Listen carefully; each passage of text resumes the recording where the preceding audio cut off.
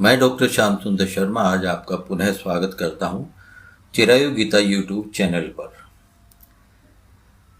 मनुष्य का स्वभाव है, उसे शंका उत्पन्न होती है, उसे हर किसी चीज पर एकाएक विश्वास नहीं होता। कभी कभी तो मनुष्य ईश्वर की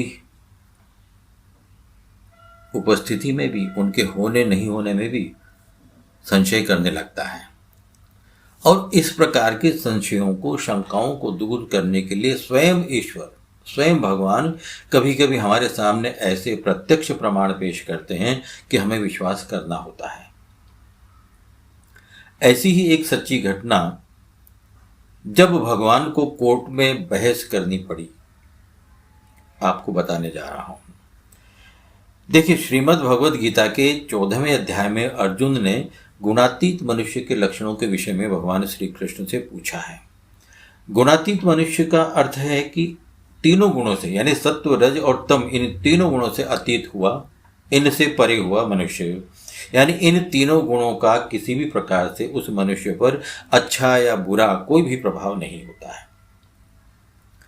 और इस विषय में भगवान श्री कृष्ण ने स्वयं कहा है श्रीमद् भगवद गीता में, प्रकाशम च प्रवृत्तिम च मोह मेह च पांडव न द्वेष्टि संप्रवृत्तानि न निवृत्तानि कांक्षति।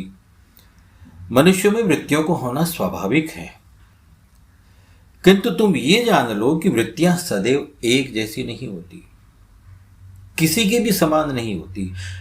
तीनों गुणों की वृत्तियां गुणातीत मनुष्य के अंतःकरण में भी होती हैं। गुणातीत होने का अर्थ ये नहीं है कि उसको कुछ ज्ञान ही नहीं हो, वृत्तियों का आभास ही नहीं हो, वृत्तियां उसके यहाँ आए ही नहीं, पहुंचे ही नहीं। उसका अर्थ ये है कि ये वृत्तियां उस मनुष्य पर किसी भी प्रकार का प्रभाव नहीं करती। उस मनुष्य का उन वृत्तियों में राग द्वेष नहीं रहता। वृत्तियां अपने आप आती हैं, अपने आप चली जाती हैं, और वो जो गुणातीत मनुष्य है उसकी दृष्टि उन वृत्तियों की तरफ होती नहीं। क्यों नहीं होती? क्योंकि उसकी दृष्टि में एक परमात्म तत्व के अतिरिक्त और कुछ रहता ही नहीं। वह सभी कर्मों को भी भगवान का आदेश मानकर हमेशा करते रहता है। लोग भगवान को माने या न माने, इससे भगवान के अस्तित्व में कोई अंतर नहीं पड़ता। लेकिन अगर भक्त का कार्य अधूरा रह जाए तो भगवान को अवश्य अंतर पड़ता है, और इसीलिए उस भक्त का कार्य भगवान स्वयं पूरा करने के लिए आते हैं। उसी के विषय में आज को मैं बताने जा रहा हूं। क्योंकि भक्त जो भी कर्म करते आया है भगवान के लिए ही करते आया है, स्वयं के नहीं। और इसीलिए भगवान उस भक्त के कार्य को पूर्ण करने के लिए स्वयं उपस्थित हो जाते हैं। ऐसी ही एक घटना घटित हुई मध्य प्रदेश में सन 1932 में। सत्य घटना है ये। आगर मालवा नाम का एक जिला है मध्य प्रदेश में। वहां के न्यायालय में एक व्यक्ति जिनका नाम था जय नारायण शर्मा वकील हुआ करते थे, और लोग उन वकील साहब को आदर से बाप जी कहा करते थे। बाप जी का अर्थ है कि पिता तुल्य। और वो जो वकील साहब थे बड़े ही धार्मिक स्वभाव के थे। रोजाना सुबह जल्दी उठकर स्नान करते, और वहाँ एक मंदिर था, बैजनाथ मंदिर, वहाँ जाकर उनका पूजा ध्यान किया करते थे। और ऐसा करना उनके नित्य क्रम में शामिल हो गया था, यानी बिना पूजा ध्यान किए वो कोई कार्य आरंभ नहीं करते थे। और पूजा ध्यान के पश्चात वे वहाँ से सीधे कचहरी, वहाँ कोर्ट में चले जाया करते थे। उनके जीवन में एक दिन ऐसी घटना घटी जिसका उनको क्या, किसी को भी अंदाजा नहीं था।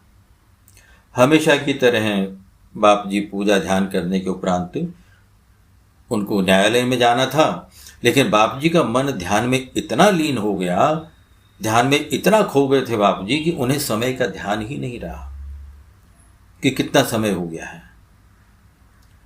और जब उनका ध्यान टूटा तब वे सन्न रह गए, क्योंकि सुबह के 11 बज चुके थे और वो कोर्ट नहीं पहुंचे थे। बाप जी बड़े परेशान हो गए, दुखी तो होने ही थे।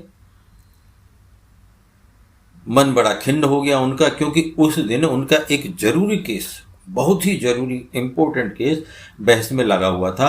और जो जज साहब थे ये बहुत ही कठोर स्वभाव वाले थे, किसी की भी सुनते नहीं थे, माफ ही नहीं करते थे। जो हुआ उसके बारे में सोच सोच कर अपने आप से ही गुस्सा करने लगे। उन्हें इस बात की पूरी संभावना लग रही थी कि कोर्ट में नहीं रहने के कारण उनके मुवक्किल का नुकसान निश्चित रूप से हो गया होगा। और बस ये सब सोचते सोचते 12 बजे के करीब बाप जी न्यायालय पहुंचे और जज साहब से मिले। उनसे निवेदन किया कि यदि उस केस में निर्णय न हुआ हो तो बहस के लिए अगली तारीख दे दी जाए। जज साहब ने आश्चर्य से कहा, ये क्या कह रहे हो आप? अभी सुबह ही तो आपने इतनी अच्छी बहस की थी जिसके कारण मैंने आपके पक्ष में निर्णय भी दे दिया, और अब आप बहस के लिए समय मांग रहे हो।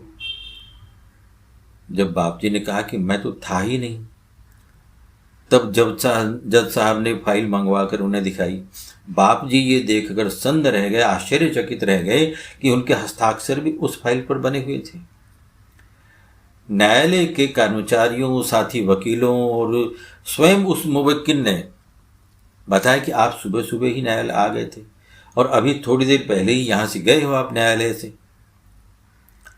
बाप जी की समझ में आ गया कि उनके रूप में कौन आया था।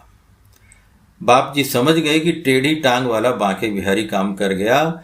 मेरी खातिर भगवान को इतना कष्ट सहना पड़ा। खुशी और आनंद के अश्रु भी बहते चले जा रहे थे। बाप जी के अलावा जो भी लोग थे वे भी समझ गए थे कि आज कुछ अलग हुआ है, प्रभु की कृपा हुई है।